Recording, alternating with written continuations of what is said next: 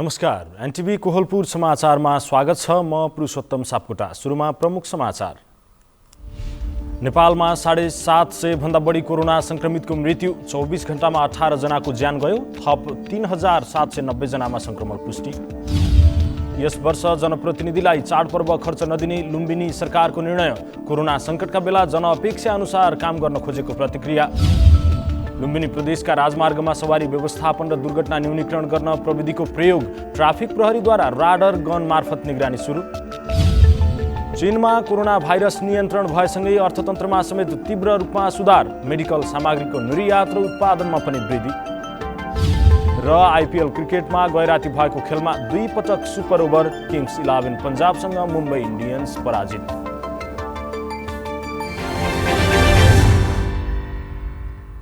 समाचार अब विस्तारमा। पछिल्लो 24 घण्टामा देशभर 3790 जनामा कोरोना संक्रमण भएको छ। यो सँगै देशमा कुल संक्रमितको संख्या 1,36,036 जना पुगेको छ। हाल देशभर 40,778 जना सक्रिय संक्रमित छन्। नेपालमा कोरोना संक्रमित मृतकको संख्या 757 पुगेको स्वास्थ्य तथा जनसङ्ख्या मन्त्रालयले जनाएको छ। नेपालमा पछिल्लो 24 घण्टामा 3790 जना कोरोना भाइरसका नयाँ संक्रमितहरू थपिएका छन्। देशभरका विभिन्न प्रयोगशालामा 15714 जनाको पीसीआर परीक्षण गर्दा उनीहरूमा कोरोना भाइरसको संक्रमण पुष्टि भएको हो। यो सँगै संक्रमितको कुल संख्या 1,36,036 पुगेको छ। स्वास्थ्य तथा जनसङ्ख्या मन्त्रालयका अनुसार पछिल्लो 24 घण्टामा कोरोना संक्रमणबाट 2335 जना निको भएर डिस्चार्ज भएका छन्। यो सँगै हालसम्म निको हुनेको कुल संख्या 94,501 पुगेको छ। पछिल्लो 24 घण्टामा 18 जनाको कोरोना भाइरसका कारण मृत्यु भएको छ। यो सँगै नेपालमा मृत्यु हुनेको कुल संख्या 757 पुगेको छ। अहिले देशभर 40,778 जना सक्रिय संक्रमितहरू रहेका छन् भने क्वारेन्टाइनमा 4,470 जना रहेका छन्।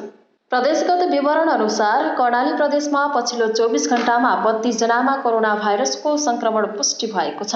यो सँगै संक्रमितको कुल संख्या 5170 पुगेको छ। पछिल्लो 24 घण्टामा 52 जना कोरोना संक्रमणबाट निको भएका छन्। यो सँगै निको हुनेको कुल संख्या 3884 पुगेको छ। यसैगरी यो प्रदेशमा हालसम्म कोरोना संक्रमणका कारण 13 जनाको ज्यान गइसकेको छ। यसैगरी लुम्बिनी प्रदेशमा पछिल्लो 24 घण्टामा 240 जनामा कोरोना भाइरसको संक्रमण पुष्टि भएको छ। यो सँगै संक्रमितको कुल संख्या 15,795 पुगेको छ। पछिल्लो 24 घण्टामा 181 जना कोरोना संक्रमणबाट निको भएका छन्। यो सँगै निको हुनेको कुल संख्या 11,242 पुगेको छ।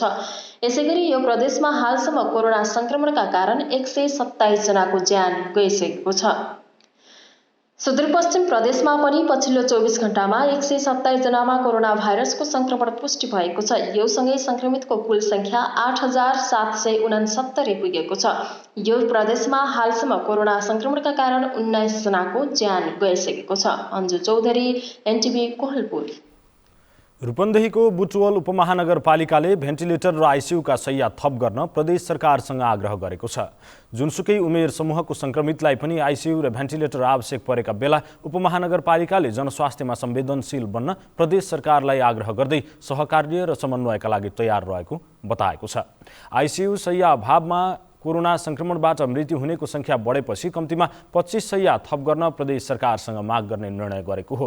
नगर प्रमुख शिवराज सुवेदीले आइसियु र भेन्टिलेटर शैय्या थप गर्न मापदण्ड पुग्ने नगरभित्रका जुनसुकै भवन उपलब्ध गराउन र आवश्यक जनशक्ति र बजेट व्यवस्थापनमा तयार रहेको बताउनुभयो। उपमहानगरपालिकाले महामारी सुरु हुने बेलामा गत चैतमै बुटवलको धागो कारखानामा 50 शैय्याको कोरोना विशेष अस्पताल, धागो कारखानामै लुम्बिनी प्रादेशिक अस्पताल र विभिन्न सङ्घ संस्थाको सहकार्यमा आइसियु र भेन्टिलेटर सहितको कोरोना विशेष अस्पताल निर्माण गरेको थियो।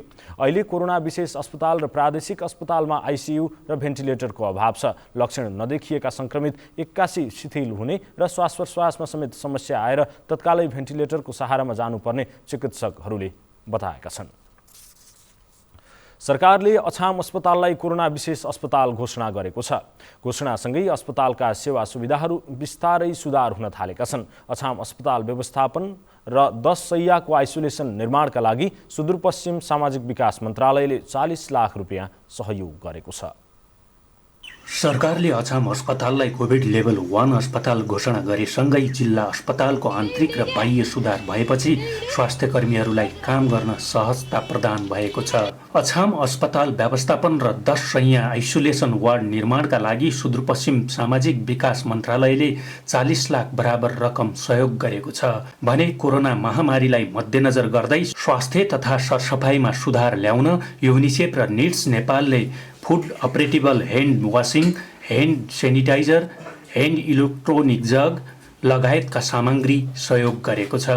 यसैगरी sodium hydrochlorine spray foot operatable धारा बनाएपछि स्वास्थ्य कर्मीहरूलाई सहजता प्रदान भएको अछाम अस्पतालका प्रमुख डाक्टर मनोज विष्टले बताउनु भएको छ। अहिले विशेष गरी फैलिरहेको कोभिड-19 को मध्यनजर गर्दै अहिले समाजमा चाहिँ जब हाम्रो सरसफाइ अथवा सरसफाइ खानेपानीमा सरसफाइ वा हात धुनेदेखि लिएर सबै कुरामा मास्क लगाउनेदेखि लिएर कुराहरू, सेनिटाइजरको कुराहरू, अब यी सामानहरूले चाहिँ पक्कै पनि अब जस्तो धेरै कुराहरू चाहिँ फुड अपरेबल छ होइन। डाइरेक्ट हात पानीको धाराहरू भयो, सेनिटाइजर युज गर्ने कुरामा चाहिँ उहाँ पक्कै पनि केही बिरामी प्लस हस्पिटल स्टाफलाई केही सहजीकरण चाहिँ पक्कै नै भएको छ। पछिल्लो समय अछाम अस्पतालमा सुधार आएसँगै स्वास्थ्य कर्मी र बिरामीहरूलाई सहजता प्रदान भएको अछाम अस्पतालका नर्सिङ प्रमुख गङ्गा बुढा मगरले बताउनुभयो।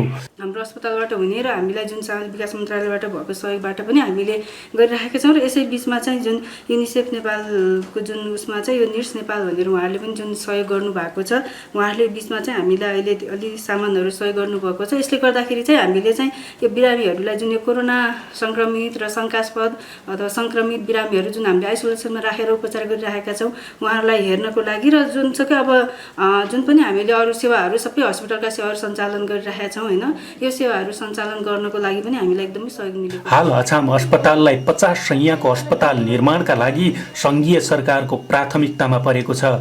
जुन कुरा कार्यान्वयन हुने हो भने यहाँका नागरिकलाई स्वास्थ्य सेवाका लागि राहत महसुस हुने निश्चित छ।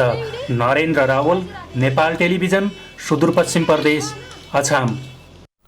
लुम्बिनी प्रदेश सरकारले यो वर्ष जनप्रतिनिधिलाई चाडपर्व खर्च नदिने भएको छ। मन्त्री सांसददेखि स्थानीय तहका कुनै पनि जनप्रतिनिधिलाई चाडपर्व खर्चको प्रबन्ध नगरिएको प्रदेश सरकारले जनाएको छ।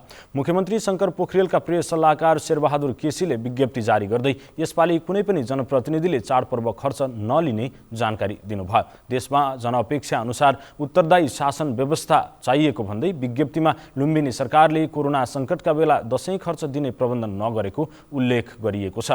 यो 2.5 वर्षको अवधिमा बलियो जग हाल्न सफल भएको भन्दै विज्ञप्तिमा आवधिक योजना निर्माण गर्दै त्यही आधारमा बजेट निर्माण गर्ने काम भइरहेको उल्लेख गरिएको छ।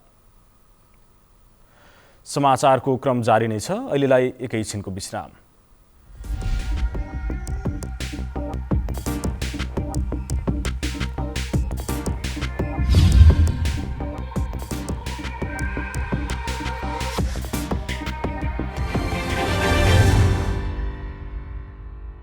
लामो समयसम्म हामी बन्दाबन्दी वा चाहिँ निषेधाज्ञा लागू गरेर चाहिँ सङ्क्रमण दरलाई नियन्त्रण गर्ने बाटोमा अगाडि बढ्न सक्ने अवस्था रहँदैन।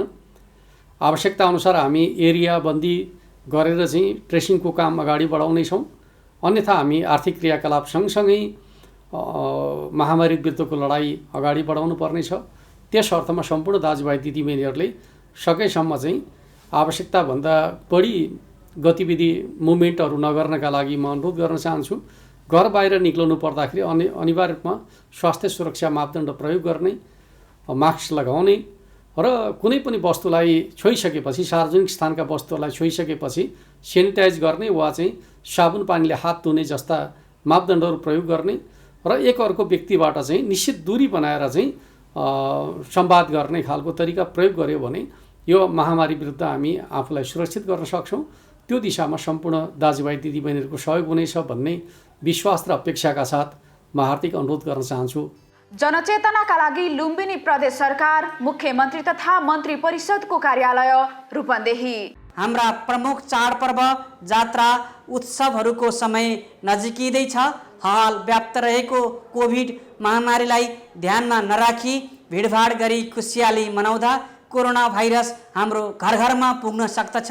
तसर्थ चाडपर्व मनाउँदा घर परिवारका व्यक्ति बाहेक अन्यसँग भेटघाट कम गरौँ। भेटघाट गर्नै पर्ने भएमा कम्तीमा एक व्यक्तिबाट अर्को व्यक्तिबीचको भौतिक दूरी 2 मिटरको कायम गरौँ, अनिवार्य रूपमा मास्कको प्रयोग गरौँ, कोरोना नियन्त्रणमा सहयोग गरौँ। जनचेतनाका लागि सामाजिक विकास मन्त्रालय प्रदेश नम्बर 5 को समन्वयमा TDH फाउन्डेसन र गेरुवा ग्रामीण जागरण सङ्घ बर्दिया। विश्रामपछि समाचारमा पुनः स्वागत छ। अब बाँकी समाचार। यस वर्षको दशैंका लागि कर्णाली प्रदेशका लेकाली भूभाग चरेका खसीको काठमाडौँमा अत्याधिक माग बढेको छ। कोरोना महामारीको बेला पनि दैलेखका विभिन्न भूभागमा किसानहरूले पालेका खसीहरू अहिले दैलेखबाटै सिधै काठमाडौँ बिक्री हुने गरेका छन्। कोरोना कहरसँगै दशैंको रौनक सबै क्षेत्रमा बढेको छ। दशैंमा विशेष गरेर खसीको मासु खाने चलन धेरै छ। दैलेखको नौमुले गाउँपालिकामा उत्पादन भएका 100औं खसी दशैंको अवसरमा सिधै काठमाडौँ निर्यात गरिएको छ। दैलेख लगायत कर्णालीका विभिन्न जिल्लाहरूमा पाटन चरेका खसीले जडीबुटी खाने हुनाले औषधिको रूपमा पनि खसीको मासुलाई लिने गरिन्छ। दैलेखमा खसी र बाख्रा उत्पादन प्रशस्त मात्रामा हुने गरेको भए पनि यसको बजारीकरण नभएर स्थानीय स्तरमै कम मूल्यमा बिक्री गर्नुपर्ने समस्या यो वर्षबाट हटेको छ। पशु अस्पताल तथा पशु सेवा कार्यालय दैलेखले बजारीकरणमा सहयोग गरिदिएपछि सिधै व्यापारीले सदरमुकाम आएर खसी खरिद गरेका छन्। दशैंको समयलाई मध्यनजर गर्दै दैलेखबाट प्रति केजी 515 रुपियाँका दरले जिउँदो खसी बिक्री भएको छ। वर्षको चाहिँ हामी लगभग 1000 भन्दा माथि नै गरेको। दैलेखमा करिब 2,50,000 बाख्रा पालन भएको र यो वर्षबाट बिक्री र उत्पादनको तथ्याङ्क पालिकामा व्यवस्थित गर्ने तयारी रहेको पशु सेवा कार्यालय दैलेखका निमित्त प्रमुख भीमबहादुर विष्टले जानकारी दिनुभएको छ। 2.5 लाख बाख्राहरू छ। अब यो वर्ष हामीसँग 1.5 लाख PPR को भ्याक्सिन आउँदैछ। मैले यो सबै 11वटा स्थानीय तहसँग समन्वय गरेर यो डाटालाई पनि त्योसँग टाई अप गरेर अपडेट गर्ने चाहिँ प्रयत्न गरेको छु। पहाडी क्षेत्रमा उत्पादन भएका खसी काठमाडौँसम्म गएपछि शहरको पैसा गाउँमा आउने काम भएको छ। सरकारले भारतबाट ल्याउने खसी बोकाहरूलाई बन्द गरेर स्थानीय किसानहरूको उत्पादनलाई प्राथमिकता दिनुपर्ने खसी व्यवसायीको भनाइ छ। इन्डियाबाट चाहिँ खसी बाख्राहरू ल्याउनु हुँदैन भन्ने चाहिँ लाग्छ, किनभने हाम्रो चाहिँ हामीले उत्पादन मूल्य पाइरहेको छैन। हामीले काठमाडौँको चाहिँ रेटलाई गरेर दैलेखमा रेट गर्नु परेको छ। कर्णालीका सबै पालिकाका किसानहरूले उत्पादन गरेका खसी बोका र बाख्राको बिक्री वितरणका लागि हरेक पालिकामा स्थानीय सहकारी वा व्यक्तिलाई बजारीकरणको जिम्मा दिन सके किसानले लाखौं आम्दानी लिन सक्ने देखिन्छ। विष्णु शर्मा, नेपाल टेलिभिजन, कर्णाली प्रदेश, दैलेख। प्रधानमन्त्री कृषि आधुनिकीकरण परियोजना अन्तर्गत परियोजना कार्यान्वयन इकाइ गुल्मीले बाली तथा पशुपक्षी सम्बन्धी अभिकर्ताहरूका लागि तालिम प्रदान गरेको छ। बाली नालीमा लाग्ने किरा, अतिवृष्टि, खडेरी, बाढी, सलह आदिको जोखिम तथा पशुपक्षीहरूमा लाग्ने रोग तथा विभिन्न जोखिम विरुद्ध बाली तथा पशुपक्षी बिमा गरिन्छ। प्रधानमन्त्री आधुनिकीकरण परियोजना कार्यान्वयन इकाइ गुल्मीले बाली तथा पशुपन्छी बिमा सम्बन्धी 3 दिने तालिम तमघासमा गरेको हो। बाली तथा पशुपन्छी बिमा सम्बन्धी गरिएको तालिममा तमघासमा 2 चरणमा 60 जनालाई प्रदान गरिएको छ। तालिममा जिल्लाका 12वटा स्थानीय तहबाट सहभागिता रहेको थियो। गुल्मी जिल्ला पशुपन्छी तथा कृषि क्षेत्रमा अगाडि रहेकाले यहाँका कृषकलाई बिमा सम्बन्धी आकर्षक बढाउन अभिकर्ताले सहयोग गर्न जिल्ला समन्वय समिति गुल्मीका प्रमुख लक्ष्मण प्राजुलीले आग्रह गर्नुभयो। उहाँले पशुपन्छी बिमा सम्बन्धी कृषकले नबुझेको हुँदा अभिकर्ताद्वारा कृषकलाई बुझाउन सहयोग गर्नुपर्नेमा जोड दिनुभयो। कृषि र पशुपालन नै आम्दानीको चाहिँ मुख्य आधार हो भन्ने चाहिँ हामीले जिल्लाको सबै सर्वपक्षीय बैठकबाट सम्मेलनबाट चाहिँ ठहर गरिरहेका छौँ। धेरै मान्छेहरू त बुझ्नै पनि बुझिरहनु भएको छैन। त्यसकारण तपाईँहरू यो कुरालाई बुझाउने र अधिकतम सङ्ख्यामा चाहिँ सहभागी गराउने कुरामा तपाईँहरूको महत्त्वपूर्ण भूमिका हुन्छ। जिल्ला समन्वय समिति गुल्मीलाई सबै पालिकामा यो कार्यक्रमलाई पुर्याउन सहयोग गर्न कृषि तथा पशुपन्छी मन्त्रालयका सचिव डाक्टर श्रीराम घिमिरेले आग्रह गर्नुभयो। अभिकर्तालाई आफूले सिकेका कुरालाई व्यवहारमा प्रयोग गर्न आग्रह गर्नुभयो। तर उहाँहरूलाई परिचालन गराउने सन्दर्भमा समन्वय कार्यालयबाट पनि सबै जिल्लामा कभर गर्ने गरेर कसरी हुन्छ एउटा चाहिँ हजुरको एउटा समन्वयकारी भूमिका होस् भन्ने पनि म आग्रह गर्न चाहन्छु। कृषि क्षेत्रमा गुल्मीलाई समृद्ध बनाउन यस कार्यक्रमले सहयोग गर्ने र कृषि क्षेत्रमा टेवा पुग्ने प्रधानमन्त्री कृषि आधुनिकीकरण परियोजना कार्यान्वयन इकाइ गुल्मीका कार्यालय प्रमुख नारायण काफ्रेले बताउनुभयो। यो तालिमले अघि सरले भने जस्तै वास्तवमा गुल्मी जिल्लाको कृषि क्षेत्रमा उद्यमशीलता विकास गर्न र कृषिका माध्यमबाट समृद्धिमा केही टेवा पुर्याउनु लागि चाहिँ यो तालिम महत्त्वपूर्ण हुनेछ। बाली नालीमा लाग्ने किरा, अतिवृष्टि, खडेरी, बाढी, सलह आदिको जोखिम तथा पशुपन्छीहरूमा लाग्ने रोग तथा विभिन्न तरिकाबाट हुन सक्ने जोखिम विरुद्ध गरिने बिमा नै बाली तथा पशुपन्छी बिमा हो। यसमा बाली अन्तर्गत तरकारी र अन्न बाली, मसला, फलफुल तथा अन्य बिमा हुन्। पशुपन्छी बिमा लेख अन्तर्गत पशुपन्छी, माछा पर्दछन्। अनिल खत्री, नेपाल टेलिभिजन, लुम्बिनी प्रदेश, गुल्मी।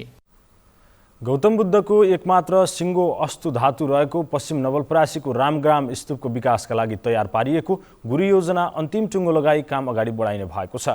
लुम्बिनी विकास कोषका नवनियुक्त सदस्य सचिव सानु राजा साक्यले जग्गा अधिग्रहणको काम भइरहेको बताउँदै अब छिटै गुरु योजनालाई पनि अन्तिम रूप दिने बताउनु भएको छ। गुरु योजनाका विषयमा बृहत छलफल आवश्यक देखिएकाले त्यसलाई थप छलफल गरी छिट्टै टुङ्गोमा पुर्याउने उहाँको भनाइ छ। झन्डै 7 अर्ब लागत अनुमान गरिएको गुरु योजना कार्यान्वयन का लागि कोषको बजेटले मात्रै सम्भव नभएको उहाँले बताउनु भयो। साक्यले लुम्बिनीसँगै तिलौराकोट, देवदह, रामग्राम लगायतका बुद्ध स्थलहरूको विकासमा समान महत्त्व दिई काम अगाडि बढाइने पनि बताउनु भयो। ऐतिहासिक महत्त्व बोकेको रामग्राम स्तूप विश्व सम्पदा सूचीमा पनि सूचीकृतको प्रतीक्षामा छ। स्तूप क्षेत्रमा पटक पटक भौगर्भिक अध्ययन भइसकेका छन्। लुम्बिनी प्रदेशका राजमार्गमा सवारी साधन व्यवस्थापन र दुर्घटना न्यूनीकरण गर्ने उद्देश्यले आधुनिक प्रविधि राडार गनको प्रयोग सुरु गरिएको छ। लुम्बिनी प्रदेश ट्राफिक प्रहरी कार्यालय बुटवलले प्रदेशका राजमार्गमा चल्ने सवारी साधनको गति नियन्त्रणलाई प्रभावकारी बनाई सवारी दुर्घटना समेत कम गर्ने लक्ष्यका साथ आधुनिक प्रविधिको राडार गन यन्त्र प्रयोग सुरु गरेको हो। आधुनिक राडार गनले सवारी साधनको तस्बिर, नम्बर र गति एकैपटक थाहा पाउने र रसिद प्रिन्ट गरेर चालकलाई उपलब्ध गराउने हुनाले विवाद रहित हुने विश्वास ट्राफिक प्रहरीले गरेको छ। ट्राफिक प्रहरीले राजमार्गमा तीव्र गतिमा गाडी हाँक्ने र सम्भावित दुर्घटना निम्त्याउने भएकाले सवारी साधनको गति थाहा पाउन आधुनिक राडार गन मार्फत सवारी साधनको गति निगरानी गर्न सुरु गरेको जनाएको छ। तीव्र गतिमा गुड्ने सवारी साधनका कारण सडक दुर्घटना हुने गरेको तथ्य प्राप्त भएकाले ट्राफिक प्रहरीले गति नियन्त्रण गर्ने अभियान सुरु गरेको लुम्बिनी प्रदेश ट्राफिक प्रहरी कार्यालय बुटवलका प्रमुख एवं प्रहरी उपरीक्षक डम्बर विकले बताउनु भयो। गत आर्थिक वर्षमा लुम्बिनी प्रदेशमा भएका 52% सडक दुर्घटना तीव्र गतिका कारण भएको ट्राफिक प्रहरीले जनाएको छ। समाचारको क्रम जारी नै छ, एकैछिनको विश्राम।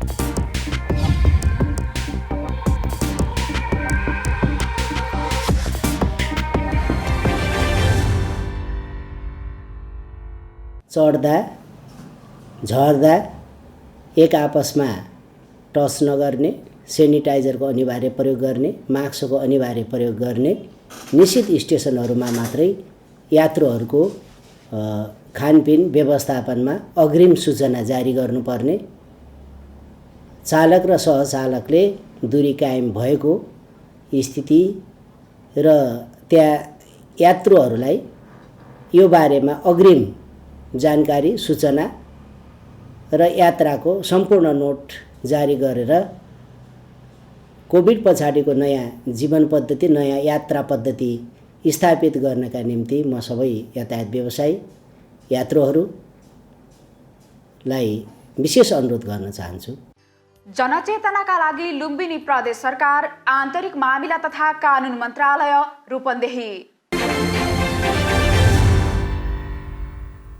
तपाईं एनटिभी कोहलपुर हेर्दै हुनुहुन्छ। अब बाँकी समाचार। हिमालपारीको गाउँको नामले चिनिने हुम्लाको उत्तरी नाम्खा गाउँपालिकाको लिमी गाउँका स्थानीय अहिलेसम्म पनि पुराङको ढिके नुनको भर पर्दै आएका छन्। सरकारबाट प्राप्त हुने आयोडिन युक्त नुनको मूल्यभन्दा ढुवानी मूल्य बढी पर्ने हुँदा लिमीका जनता अहिलेसम्म पनि ढिके नुन प्रयोग गर्न बाध्य भएका हुन्।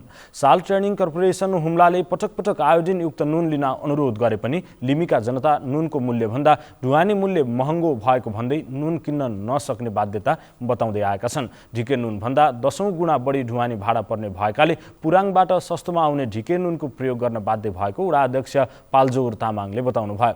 लिमीका 3 गाउँमा 180 घर परिवार छन्, तर वर्षौंदेखि तक्लाकोटबाट ल्याएको ढिके नुनको प्रयोग गर्न उनीहरू बाध्य छन्। हिल्सा र सिमीकोटमा प्रति केजी 9 रुपियाँ मूल्य पर्ने नुनको ढुवानी 100 रुपियाँ पर्ने भएपछि वर्षौंदेखि ढिके नुन प्रयोग गर्दै आएको स्थानीय छम्जोङ लामाले बताउनु भयो।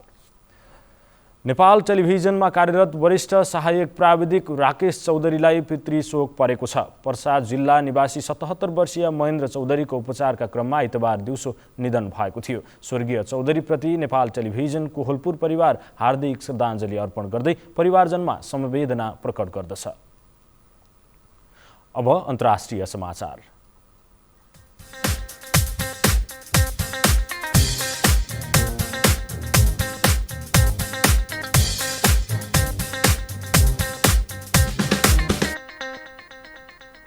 विश्वकै दोस्रो ठूलो अर्थतन्त्र रहेको चीनमा कोरोना भाइरस महामारी नियन्त्रणमा उल्लेखनीय सफलता प्राप्त गरेसँगै अर्थतन्त्रमा समेत तीव्र सुधार आएको छ। चीनमा उपभोक्ताहरू सपिङ मलमा सामान खरिद गर्न र सवारी साधन किन्न थालेका छन्। तर विश्व अर्थतन्त्रका धुरीका रूपमा रहेका संयुक्त राज्य अमेरिका र युरोपेली मुलुकहरू पीडादायी सङ्कुचनबाट गुज्रिरहेका छन्। सोमबार सार्वजनिक सरकारी विवरणमा गत सेप्टेम्बरमा समाप्त भएको यस वर्षका पछिल्ला 3 महिनामा अर्थतन्त्र 4.9%ले विस्तार भएको उल्लेख छ। खुद्रा उपभोग्य सामानको बिक्री बढेको छ भने कारखानाहरूको उत्पादनमा वृद्धि भएको छ। मास्क र अरू मेडिकल सामग्रीको निर्यात बढेका कारण चीनमा रोजगारी र उत्पादन दुवैमा सुधार आएको छ। चीनमा गत डिसेम्बरमा कोरोना महामारीको थालनी भए पनि सत्तारूढ चिनिया कम्युनिस्ट पार्टीले गत मार्चमा यस रोगको नियन्त्रण भइसकेको घोषणा गरेको थियो। विश्वका प्रमुख अर्थतन्त्र भएका मुलुकमध्ये चीनको मात्र आर्थिक वृद्धि हुने अनुमान गरिएको छ। अब आर्थिक समाचार।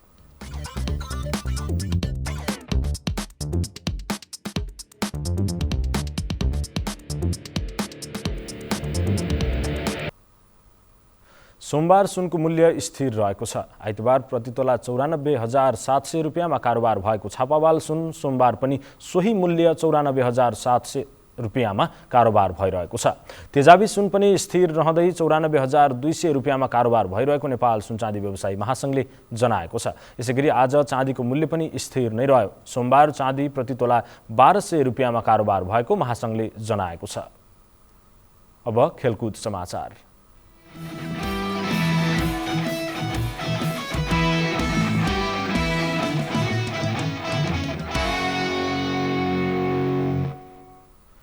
किङ्स 11 पन्जाबले युएईमा जारी इन्डियन प्रिमियर लिग क्रिकेटमा साबिक विजेता मुम्बई इन्डियन्सलाई पराजित गरेको छ। दुबईमा आइतबार राति भएका खेलमा पन्जाबले मुम्बईलाई सुपर ओभरमा पराजित गरेको हो। मुम्बईले दिएको 177 रनको लक्ष्यसहित जवाफी ब्याटिङ गरेको पन्जाबले 20 ओभरमा 6 विकेट गुमाएर 176 रन जोडेपछि खेल सुपर ओभरमा गएको थियो। सुपर ओभरमा सुरुवातमा ब्याटिङ गरेको पन्जाबले 2 विकेट गुमाएर 5 रन जोड्यो। जवाफमा मुम्बईले पनि 1 विकेट गुमाएर 5 रन बनाएपछि पुनः बराबरीमा सकियो। त्यसपछि फेरि अर्को सुपर ओभरको खेल भएको थियो, जसमा मुम्बईले 1 विकेट गुमाएर 11 रन बनायो। 12 रनको लक्ष्य पन्जाबले बिना विकेटको क्षतिमा 5 बलमा 15 रन जोड्दै जित निकाल्यो। जितसँगै पन्जाबले मुम्बई विरुद्ध सिजनको पहिलो भेटमा बेहोरेको हारको बदला समेत लिएको छ। आज चेन्नई सुपर किङ्स र राजस्थान रोयल्स बीच प्रतिस्पर्धा हुँदैछ। चेन्नई र राजस्थान बीचको खेल नेपाली समयअनुसार पौने 8 बजे सुरु हुनेछ। अब मौसम।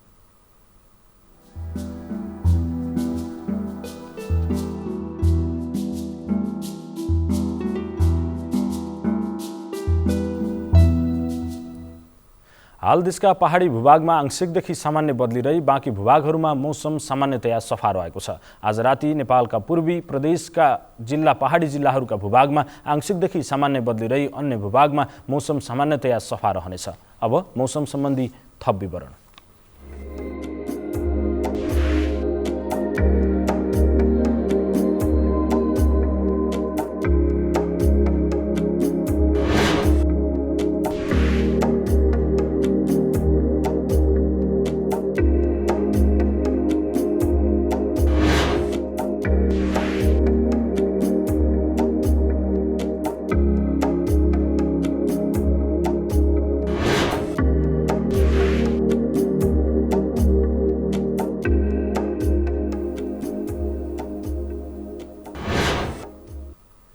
समाचारको अन्त्यमा प्रमुख समाचार पुनः एकपटक।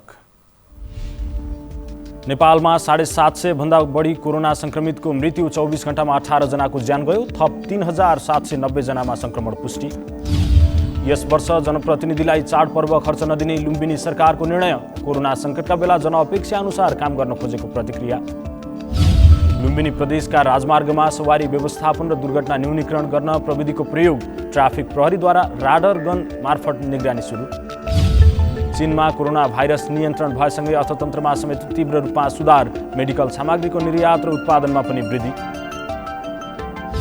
र आइपिएल क्रिकेटमा गैराती भएका खेलमा 2 पटक सुपर ओभर, किङ्स 11 पन्जाबसँग मुम्बई इन्डियन्स पराजित।